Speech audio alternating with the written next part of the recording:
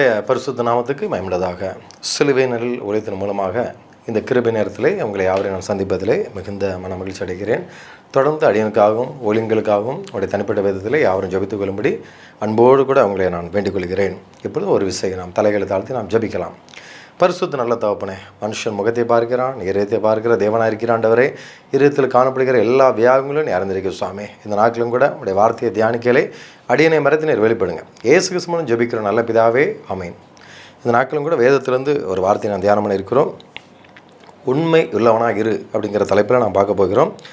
நாம் உண்மையுள்ளவர்களாக இருக்கும் பொழுது கர்த்தர் நமக்கென்று எப்பேற்பட்ட ஆசீர்வாதங்களை தருகிறார் அப்படிங்கிறத இந்த தலைப்பில் நம்ம பார்க்க போகிறோம். நீதிமொழிகள் 28:20 வசனத்தை நாம் பார்க்கும் பொழுது, நீதிமொழிகள் 28:20 வசனத்தில் எப்படியாவது சொல்லப்பட்டுள்ளது, உண்மையுள்ள மனுஷன் பரிபூரண ஆசீர்வாதங்களை பெறுவான், ஐஸ்வர்யனாகிறதுக்கு தீவிரிக்கிறவனோ ஆக்கினைக்கு தப்பான் அப்படின்னு சொல்லி பார்க்குறோம். பிரியமானவர்களே, உண்மையுள்ள மனுஷன் பரிபூர்ணமான ஆசீர்வாதங்களை பெறுவான் அப்படின்ட்டு வேதம் சொல்லுகிறது. நான் வேதத்தின் அடிப்படையில் பார்க்கும் பொழுது, நாம் உண்மையெல்லாம் இருக்கும்போது இன்றைக்கி நிறைய சொல்லுவாங்க, உண்மையாக இருந்து நான் நியாயம் இருந்து என்ன பிரயோஜனம், இல்லை எனக்கு வாழ்க்கையில் நடக்குது ஃபுல்லாக ஆப்போசிட்டாக தான் நடக்குது. எத்தனை பேர் அநியாயம் பண்ணுறாங்க, அக்கிரமம் பண்ணுறாங்க, அவங்களாம் நல்லா இருக்கிறாங்க, திருடுறாங்க, கொள்ளடிக்கிறாங்க, அநியாயமாக வட்டிக்கு இது பண்ணுறாங்க, என்னென்ன காரியங்கள் உண்டு அவ்வளோ பண்ணுறாங்க. ஆனால் அவங்களாம் நல்லா இருக்கிறாங்க, நானும் உண்மையாக இருக்கிறேன், எனக்கு ஆண்டவர் ஆசீர்வாதம் எதுவுமே கொடுக்கல அப்படின்னு சொல்லி நிறைய பேர் நினைக்கிறது உண்டு. ஆனால் வேதத்தின் அடிப்படையில் இன்றைக்கி ஒன்றுமே நடக்காத மாதிரி தெரியலாம். நான் ஆண்டருக்காக உண்மையாக இருக்கிறேன், எல்லார் மத்தியிலும் நான் உண்மையாக இருக்கிறேன், ஆனாலும் என் வாழ்க்கையில் ஒன்றுமே நடக்கலைன்னு நினைக்கலாம். ஆனால் நிச்சயமாக கர்த்தர் பாருங்க, அவர் வார்த்தை ஒரு நாளும் ஒளிந்து போகாது. வானம் பூமி ஒளிந்து போனாலும் அவருடைய வார்த்தை ஒரு நாள் நினைச்சாது ஒளிந்து போகாது. வேதம் சொல்லுகிறது, உண்மையுள்ள மனுஷன் பரிபூர்ண ஆசீர்வாதங்களை பெறுவானாம். பரிபூர்ணமான எந்த விதத்திலும் குறையாதபடி நிறைவான ஒரு ஆசீர்வாதத்தை கர்த்தர் தரப்போகிறார். இது வரைக்கும் நான் காத்திருந்தேன், என் வாழ்க்கையில் போராட்டமாக இருக்குது, பிரச்சனையாக இருக்குது, ஆனால் நான் உண்மையாக இருக்கிறேனே, நான் செய்கிற இடத்துல, வேலையில், ஊழியத்தில், நான் இருக்கிற இடத்துல, குடும்பத்தில் எல்லாத்துலையும் உண்மையாக இருக்கிறேன், நான் எதுவுமே இது வரைக்கும் பொய் சொன்னது கிடையாது, அவ்வளோ உண்மையாக இருக்கிறேன், கர்த்தருக்கு உண்பதாகவும் மனுஷர்களுக்கு உண்பதாகவும் நான் எல்லாத்துலையும் உண்மையாக இருக்கிறேன், நான் வேலை பார்க்குற இடத்துல அதிகாரிக்கு எல்லாத்துக்கும் நான் உண்மையாக இருக்கிறேன், ஆனாலும் கூட என் வாழ்க்கையில் இது வரைக்கும் ஒரு ப்ரொமோஷன் கிடைக்கல, ஒன்றுமே அற்புதம் நடக்கலன்னு நினைக்கலாம். ஆனால் வேதம் சொல்லுகிறது, உண்மையுள்ள மனுஷன் பரிபூர்ணமான ஆசீர்வாதத்தை பெறுவானா. இன்றைக்கி நிறைய குறுக்கு வழியில் போய் எப்படியாவது பெரிய பணக்காரன் வாங்குறதுக்காக லஞ்சம் வாங்குறதும், இடையில எதையாவது தேவையில்லாமல் திருடுறது, வைக்கிறது, மொத்தமாக கொள்ளடிக்கிறது, யார் பின்னாடியாவது போய் கடைசியில் அவங்களுக்கே ஆப்போசிட் இவங்க பெரிய ஆள் ஆகிறது, ஒரு கடையில் வேலை பார்த்து அங்கேருந்து எல்லாத்தையும் திருடி கடைசியில் இவங்க பெரிய ஆள் ஆகிறது அப்படின்னு இன்றைக்கி நிறைய இடங்களில் பார்க்குறோம்.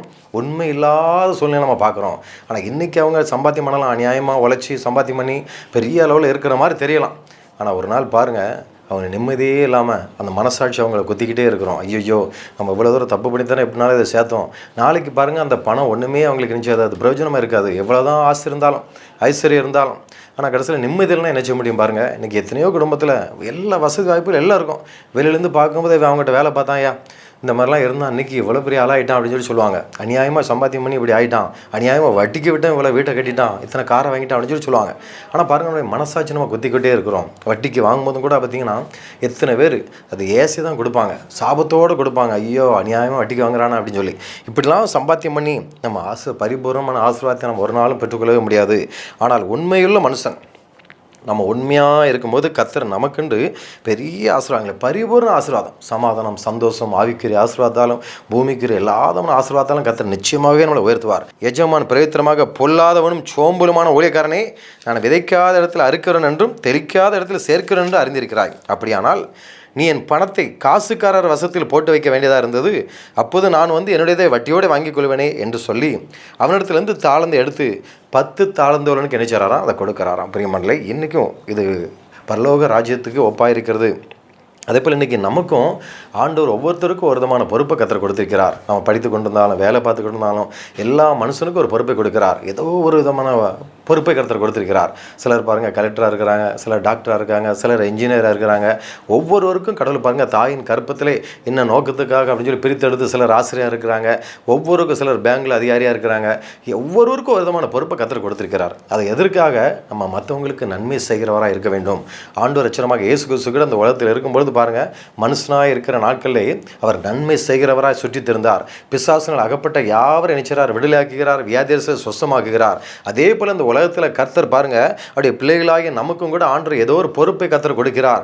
அந்த பொறுப்பை நம்ம ஆண்டுடைய வருகை வரும்போது என்ன செய்யணும்? ஆண்டவரே, நீர் கொடுத்த பொறுப்பில் நான் இவ்வளோ ஆத்மாக்கள் ஆதாயப்படுத்தியிருக்கிறேன், இவ்வளோ நான் உண்மையாக இருந்தேன், இத்தனை ஆத்மாக்களை ஆதாயப்படுத்தியிருக்கிறேன், ஆண்டருக்கு நேரம் நடத்திருக்கிறேன் அப்படின்னு சொல்லத்தக்கதாக ஆண்டு கொடுத்த பொறுப்பை நாம் என்ன செய்ய வேண்டும்? நல்ல நோக்கத்துக்காக பயன்படுத்த வேண்டும். சிலர்லாம் பாருங்கள், கவர்மெண்ட் ஜாப் கிடைக்கிறதே எவ்வளோ பெரிய ஒரு கஷ்டம், அதுக்காக எவ்வளோ பிரயாசப்படுறாங்க. ஆனால் ஆண்டு ஈஸியாக கொடுத்துருவார் நிறைய பேருக்கு. கொடுத்த பிறகு பார்த்தீங்கன்னா அவங்களுடைய நிலைமையே மாறிடும். முதல்ல ஆண்டவரே, நீர் எனக்கு மட்டும் நல்ல வேலை தந்தீர்னா நான் அநேக ஏழைகளுக்கு உதவியாக இருப்பேன், நான் உண்மையாக இருப்பேன், அப்படி இருப்பேன், இப்படி இருப்பேம்பாங்க. ஆனால் வேலை கிடைச்ச உடனே ஏழைகள் என்ன செய்ய மாட்டாங்க? கண்டுக்கிடவே மாட்டாங்க. நான் டாக்டர் படித்து முடிச்சோன்னே ஏழைகளுக்கு தான் சர்வீஸ் பண்ணுவேன் அப்படிம்பாங்க. அதுக்கப்புறம் பார்த்தா கிட்டே போக முடியாது. எப்போ நிறைய பேர் இப்படி தான், எனக்கு கவர்மெண்ட் அதிகாரி எனக்கு பொறுப்பை கொடுத்துட்டேன்னா நான் நிறைய ஏழைகளுக்கு அப்படி இருப்பேன், இப்படி இருப்பேம்பாங்க. ஆனால் கொடுத்த உடனே பணம் பணம் பணம், பேர் புகழ் அப்படின்னு சொல்லி எல்லாமே மாறிடும். ஆண்டவர் நம்ம இடத்துல கணக்கு கேட்பார். இந்த இடத்துல பாருங்கள், அந்த 5 தாளந்து உள்ளவன் வேறு 5 தாளந்து சம்பாதித்து பண்ணதுனால 1 தாளந்து உள்ளவன்றது வாங்கி அழைச்சி கொடுத்தாரு, அவர்கிட்ட கொடுத்தாரு. அதே போல் இன்றைக்கி நம்முடைய வாழ்க்கையும் கூட நாம் அநேகத்தின் மேல் அதிகாரியாக மாற வேண்டுமா? பரிபூர்ணமான ஆசீர்வாதங்களை பெற்றுக்கொள்ள வேண்டுமா? கர்த்தருக்கு நாம் உண்மையுள்ளவர்களாக காணப்பட வேண்டும்.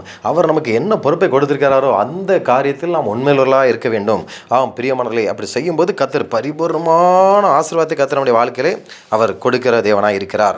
இந்த நாட்களும் கூட எபிரேயர் 3:2 இப்படியாக சொல்கிறது, மோசே தேவனுடைய வீட்டில் எங்கும் உண்மையுள்ளவனாக இருந்தது போல இவரும் தம்மை ஏற்படுத்தினவருக்கு உண்மையுள்ளவராக இருக்கிறார். ஆண்டவர் ரட்சகராக இயேசு கிறிஸ்து கூட பாருங்கள், பிதாவின் சித்தத்தை நிறைவேற்றுவதற்காக அவருக்கு உண்மையுள்ளவராக, அவர் சித்தத்தை நிறைவேற்றுவதிலே கண்ணு கருத்தமாக இருப்பதை நாம் பார்க்குறோம். அதே போல் நம்மளை குறித்து ஆண்டவர் திட்டத்தை வைத்திருக்கிறார், நோக்கத்தை வைத்திருக்கிறார். அதில் நான் உண்மையுள்ளவர்களாக கவனமாக இருக்க வேண்டும். என்ன நோக்கத்துக்காக இந்த பொறுப்பை கர்த்தர் கொடுத்திருக்கிறார், அதுக்குரிய காரியங்களை நம்ம செய்யணும். ஆத்மாக்களை ஆதாயப்படுத்தணும், ஏழையிலே ஜனங்களுக்கு நம்ம உதவி செய்யணும். அதுக்காக தான் அவ்வளோ பெரிய பணத்தை கொடுத்துருக்கார், பொருளை கொடுத்துருக்காரு, நல்ல பதவி கொடுத்துருக்கிறார். அந்த நேரத்தில் நம்ம உதவி செய்ய வேண்டும். எனக்கு ஏழைகளை பாருங்கள், யாரும் கண்டுக்கிறதே கிடையாது. ஆனால் மோசே தேவனுடைய வீட்டில் எங்கே எப்படி இருந்தானா? உண்மையிலவனாக இருந்தான். அதனால் ஆண்டவர் பாருங்கள், அவனை உயர்த்துகிறார். மோசையோடு கூட முகமுகமாக கர்த்தர் பேசுகிறார். கொர்நேலியை பார்த்து ஆண்டவர் சொல்கிறார், அவனுடைய தான தர்மங்கள் எல்லாம் நினைப்பட்டதெல்லாம் இருக்கிறது, என்னுடைய சமூகத்தில் வந்தது அப்படின்னு சொல்லிக்கிறார். பிரியமானலே, இன்றைக்கி நம்மளும் ஆண்டருக்கு என்ன பொறுப்பை கொடுத்துருக்கா, அது இல்லாமல் நேருக்கு ஆசீர்வாதமாக இருக்க வேண்டும். ஒரு சில ஆசிரியர்கள்லாம் சொல்லுவாங்க, நான் படிக்கிற இடத்துல என் ஸ்டூடெண்ட் எத்தனையோ பேர் கஷ்டப்பட்டுருக்காங்க, அவங்களுக்கு நான் நினச்சேன் ஹெல்ப் பண்ணுறேன் அப்படின்னு சொல்கிறாங்க. உண்மையில் அது எவ்வளோ சந்தோஷமான விஷயம். அதே போல் இன்றைக்கி நிறைய இடங்களில் ஆண்டவர் எதுக்காக ஒரு மருத்துவ படிப்பை கற்றுக் கொடுத்து ஒரு டாக்டர் ஆக்கியிருக்கிறாரு. எத்தனையோ ஏழை ஜனங்கள் வருவாங்க, உயிருக்கு போராட்டு வருவாங்க, ஒன்றுமே இல்லாத நிலைமையில் கூட அவங்களுக்கு நம்ம உதவி செய்யும்போது பரலோகத்தில் நம்ம பொக்கிஷங்களை சேர்த்து வைக்கிறோம். எல்லாமே பணம் பணம் பணம் சொல்லி ஏழைகளையும் நம்ம நினைச்சக்கூடாது, ஒடுக்கக்கூடாது. கர்த்தர் கொடுத்திருக்கிற பொறுப்பிலே நாம் உண்மையுள்ளவர்களாக இருக்கும்போது கர்த்தர் மேலும் நமக்கு நிறைய பொறுப்புகளை கொடுத்து நம்மளை அநேருக்கு அதிகார கர்த்தர் நிச்சயமாகவே மாற்றுவார். இங்கே தேசத்தில் எங்கு பார்த்தாலும் உண்மை இல்லை, லஞ்சம், ஊழல், எங்கு பார்த்தாலும் தலைவரி தாடுகிறது. பணம் இருந்தால் அவங்களுக்கு ஏற்றாப்புல சட்டத்திட்டங்கள் எல்லாம் சாதகமாக ஒன்றுமே செய்ய மாட்டாங்க. ஆனால் ஏழைகள் என்ன செய்கிறாங்க? ஒடுக்குறாங்க. எங்கு பார்த்தாலும் இன்றைக்கி பாருங்கள், உண்மையான ஆட்களை நம்ம காண முடியவே இல்லை. ஆனால் ஆண்டுக்கு உண்பதாக அவன் இப்படி இருக்கிறான், இவன் இப்படி இருக்கிறான், நம்மளும் அப்படி இருக்கணுங்கிறதுக்காக மற்றவங்களைப் போல் உலகத்துக்கு ஏற்ற ஒத்த வேஷம் நான் தரிக்கக்கூடாது. உண்மையுள்ள மனுஷன் பரிபூர்ணமான ஆசீர்வாதங்களை அவன் பெற்றுக்கொள்வான். ஒரு சகோதரனை கூட்டு பார்த்து ஒரு வாரமாக இந்த காலையில் வாரம்பார், அவருக்காக நான் வெயிட் பண்ணிகிட்டே இருப்பேன். சாயந்தரம் வாரம்பார், மற்ற இடத்துக்கும் போக முடியாமல் அவருக்காக வெயிட் பண்ணிகிட்டே இருப்போம். இந்த வாரமாக வரைய மாட்டாங்க. ஒரு நாள் படி சத்தம் போட்டேன், எல்லாம் ஒரு கிறிஸ்தவனையா, உன்னையை நம்பி தானே நான் அந்த மாதிரி வேலையை கொடுக்குறேன், முடியாதுன்னு ஃபஸ்ட்டே சொல்லிட்டீங்கன்னா நான் வேற ஆளை பார்த்துருப்பேன், இவ்வளோ டைம் வேஸ்ட்டு, எனக்கும் வேறு பக்கம் போண்டியதெல்லாம் இதாகிடுச்சு, அதனால் தயவுசெய்து சொல்லுதேன், கொடுத்த வாக்கை நிறைவேற்றுங்க அப்படின்னு சொன்னேன். அதே போல் இன்றைக்கி கிறிஸ்துவலாகிய நம்முடைய இடத்தில் காணப்படுவது என்ன? எல்லாரும் என்ன சொல்லுவாங்கன்னா, கிறிஸ்தவங்கிட்ட பொறுப்பை கொடுத்தா கரெக்டாக முடிச்சுடுவாங்க. ஒரு பில்டிங் ஒர்க்கா, இல்லைனா ஒரு ஏதாவது ஒரு முக்கியமான ஒர்க்கா அவங்ககிட்ட கொடுத்தா அது கண்டிப்பாக முடிஞ்சிடும். ஒரு லாயரை பார்க்குறோமா, ஐயோ ஒரு கிறிஸ்தவரியா, அவர்கிட்ட கொடுத்தா அந்த பொறுப்பு நீட்டாக முடிச்சிடும், நம்ம பயப்படவே வேண்டாம். ஏன்னா அவன் ஏசப்பாவுடைய பிள்ளை, அவன் ஆண்டுடைய பிள்ளை, அவன் உண்மையாக இருப்பான், அவன் சொன்ன வாக்கை அவன் நிறைவேற்றுவான், அவன் கொடுத்த வாக்குப்படி அப்படியே செஞ்சு முடிப்பான் அப்படிங்கிற ஒரு நம்பிக்கை வர வேண்டும். ஆனால் இன்றைக்கி எங்கே பார்த்தாலும் கிறிஸ்தவங்கனாலே பயப்படுறாங்க. அந்த அளவுக்கு காரணம் என்ன? அவருடைய பேச்சில் உண்மை இல்லை. பணம் பணம் பணம்ன்ட்டு நீ கஷ்டப்பட்டவன்ட்டு ஒரு வாக்கு கொடுத்துருப்பாங்க, ஒரு பெரிய பணக்காரன் வந்தோன்னா டக்குன்னு என்ன செஞ்சுருந்தாங்க, அங்கே மாறிதாங்க. நம்முடைய பேச்சில் உண்மையுள்ளவர்களாக இருக்க வேண்டும். ஒரு தடவை நானும் கூட ஊழியத்துக்கு கீபோர்டு ஒரு குருவானவர் வந்து நீங்கள் ரெடி பண்ணி கீபோர்டோடு வாங்கிட்டாங்க. நானும் 3 நாளைக்கு முன்னாலே ஒரு பிரதர்கிட்ட சொல்லியிருந்தேன், இந்த இடத்துக்கு நம்ம போகிறோம், கீபோர்டு ரெடியாக வச்சுருங்க அப்படின்னு சொல்லிடுவேன். கண்டிப்பாக வந்துடும் பிரதர், எனக்கு வேறு வேலையே இல்லை, நீங்கள் எப்போ கூட்டாலும் வரேன்னு சொல்லிட்டு கடைசி நைட்டு ஒரு முந்தின நாள் நைட்டு எனக்கு ஃபோன் பண்ணுறாரு, நைட்டு 11 மணிக்கு, பிரதர் நீங்கள் வேறு யாரையாவது நீங்கள் பார்த்துக்கிடுங்க அப்படிங்கிறாரு. என்ன பிரதர், 3 நாளைக்கு முன்னாடி சொல்லிட்டேன் வரேன்னு சொன்னீங்க, நானும் குருவானவற்றையும் சொல்லிட்டேன் அப்படின்னு சொல்கிறேன். இல்லை எனக்கு ஒரு திருமண வீட்டிலேருந்து அழைப்பு வந்திருக்குது, இதை விட எனக்கு வந்து அங்கே நினச்சிவாங்க அதிகமான காசு கொடுப்பாங்க, நீங்கள் வேறு யாரையா பார்த்துக்கிடுங்க அப்படின்ட்டாங்க. கடைசி பாருங்கள், காலையில் நான் எப்படி ரெடி பண்ண முடியும்? அதுக்கப்புறம் அவர்கிட்டே சத்தம் போட்டேன், நீங்கள் உங்களால் முடியலைன்னா வேறு யாரையா ரெடி பண்ணுங்க அப்படின்னு. கடைசியில் ஒரு சின்ன பையனை என்ன செஞ்சாங்க, ரெடி பண்ணி விட்டாங்க. பிரியமானலே, இந்த நாட்களும் கூட நிறைய பேர் பேச்சில் என்ன இல்லை, சுத்தம் இல்லை, சொல்வது ஒன்று செய்வது ஒன்று. ஆனால் நாம் பேச்சில் உண்மையுள்ளவர்களாக இருக்க வேண்டும். ரெண்டாவதாக, கொடுக்கப்பட்ட பொறுப்பில் நம்ம உண்மையுள்ளவர்களாக இருக்க வேண்டும்.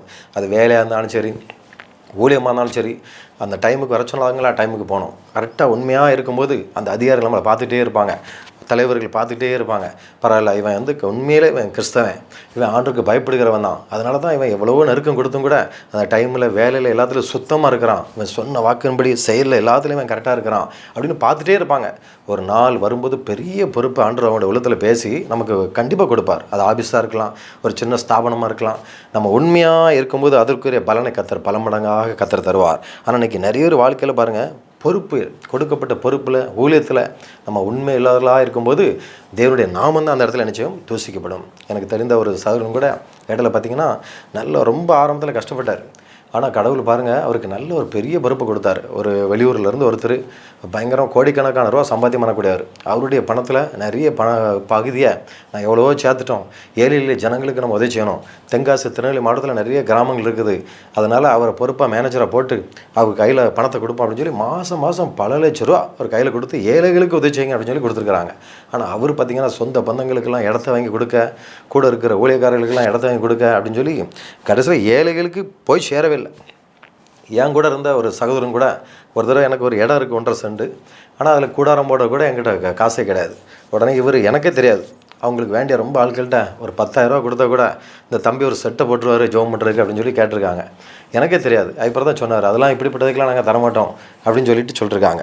அதுக்கப்புறம் நான் ஏன் அவங்ககிட்ட போய் கேட்டீங்க, நம்ம உலகத்தில் இருப்பனோட நம்மோடுக்கு ஒரு பெரியவர், அவர் நிச்சயமாக அதுக்குரிய தேவையில் சந்திப்பார், அவங்ககிட்ட போய் நம்ம கேட்கணும் அப்படின்னா. ஐயோ, அவர் பெரிய கோடீஸ்வரங்க, கூட 10 கார் போகுது, அவர் கூட அவ்வளோ வேலைக்காரங்க இருக்கிறாங்க அப்படி இப்படின்னு சொன்னாங்க. இருந்தாலும் வேண்டாம், ஆண்டுன்னு நினச்சாதான் அந்த இடத்துல கூடாரம் எழுமோ, நம்ம ஜோமணும் அப்படின்னு தான் சொன்னேன்.